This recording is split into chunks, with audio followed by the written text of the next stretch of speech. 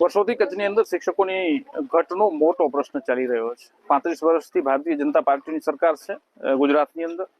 અત્યારે કચ્છની હું વાત કરું તો 10 તાલુકા પંચાયતો ભારતીય જનતા પાર્ટીની છે, 10 સાથે 7 નગરપાલિકાઓ ભારતીય જનતા પાર્ટીની છે, જિલ્લા પંચાયત ભારતીય જનતા પાર્ટીની છે, 6 એમએલએ ભારતીય જનતા પાર્ટીના છે અને એક સાંસદ પણ ભારતીય જનતા પાર્ટીનું છે। તે છતાં વર્ષોથી ચાલી આવતી શિક્ષકોની ઘટ એ આ બધા ચૂંટાયેલા પ્રતિનિધિઓની મોટી ખામી છે ને ક્યાંક સરકારની ગંદી માનસિકતા પણ આની અંદર સ્પષ્ટ થાય છે। કચ્છની વાત કરું, કચ્છની અંદર જેટલી પણ જમીનો છે, જેટલી પણ કચ્છની સંપત્તિ છે, કચ્છના લોકોની સંપત્તિ છે, ગૌચર સહિત જમીનો નથી છોડી સરકારે ઇન્ડસ્ટ્રીઝને વેચી મારી છે। વાર્ષિક 1 લાખ કરોડ રેવન્યુ કચ્છ પાસેથી ભારત અને ગુજરાત સરકારને મળી રહ્યું છે। ભારતનો એવો કોઈ જિલ્લો નહીં હોય જેની અંદર આટલું રેવન્યુ જનરેટ થતું હશે।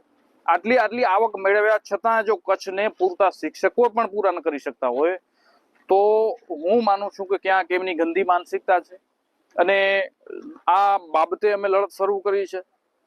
આ અવાજ ઉપાડવા અમે શરૂઆત કરી છે કે કચ્છને પૂરા શિક્ષકો આપો। સ્પેશિયલ ભરતીના નામે જે 4100ની જાહેરાત કરી અને ખૂબ મોટા મણગા ફૂંક્યા, મુખ્યમંત્રીના સન્માન કર્યા કે ભાઈ કચ્છ માટે તમે કંઈક વિચાર્યું, તે છતાં માત્ર અત્યાર સુધી 1100 શિક્ષકોનું સિલેક્શન થયું છે ને શિક્ષકો સ્થળ ઉપર પહોંચતા લગભગ 600-700 પહોંચી જશે।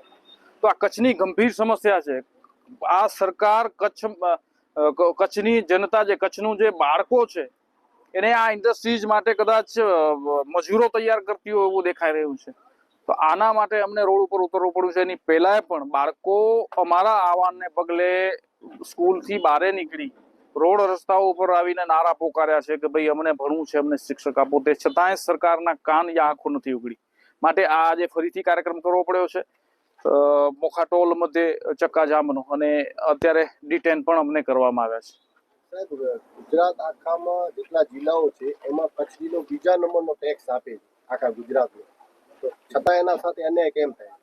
ગુજરાતના 33 જિલ્લાઓ છે। 33 જિલ્લાઓમાંથી 50% જેટલી માત્ર કચ્છને શિક્ષકોની ઘટ છે અને 50%માં 32 જિલ્લાઓ છે। આ કચ્છ માટે ગંભીર પ્રશ્ન છે, કચ્છની પ્રજા માટે ગંભીર પ્રશ્ન છે। હું માનું છું ત્યાં સુધી આપનો જે પ્રશ્ન છે, કચ્છ આખા ભારતમાં સૌથી વધારે રેવન્યુ જનરેટ કરતો જિલ્લો છે, એના જેટલું કોઈ રેવન્યુ બીજો કોઈ જિલ્લો જનરેટ નહીં કરતો। તો તે છતાં જો કચ્છને શિક્ષકો ન મળતા હોય તો હું તો માનું છું અહીંયાના જેટલા પણ જનપ્રતિનિધિઓ છે એમને ડૂબી મરવું જોઈએ યા રાજકીય આપઘાત કરવો જોઈએ, એમને રાજીનામા આપી દેવા જોઈએ।